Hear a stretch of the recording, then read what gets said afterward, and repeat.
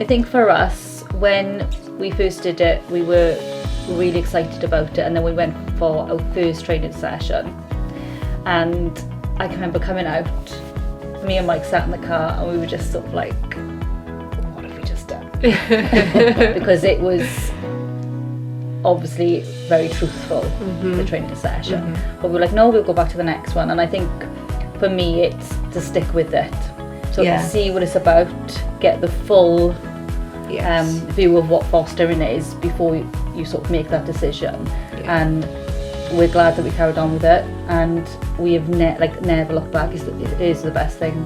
I think best thing that that's it. Just take one step at a time. If you're thinking of doing it, and you will get overwhelmed at various times when you're with that infant, like in the same way you get overwhelmed with fostering or other things, but just stick with it and just take one step at a time and process that, and then the next step.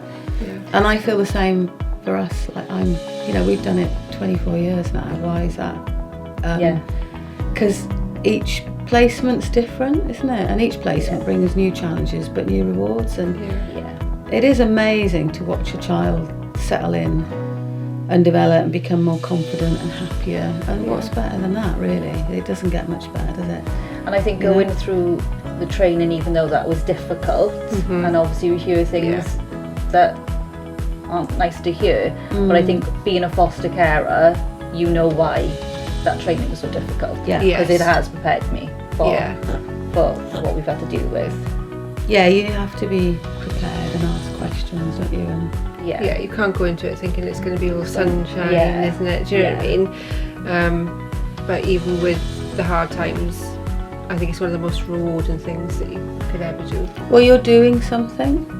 This is the thing. I mean, the world is not, a perfect place, but you are actually doing something worthwhile, aren't you? You're changing somebody's life. Exactly. And you're changing their children's lives to come, their relationships to come. You're teaching them, the positive relationships that they can have, even if they haven't had that previously. Well, exactly, because then when they have children, they've got a completely different model of parenting to look at, and we've talked about that actually with our foster daughter.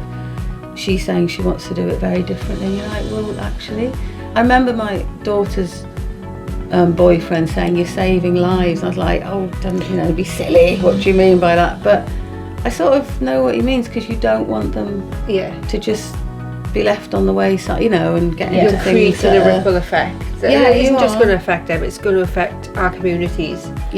Because, you're going to be able to help, a healthy adult go into the community. And their lives are worth, having that opportunity, aren't they?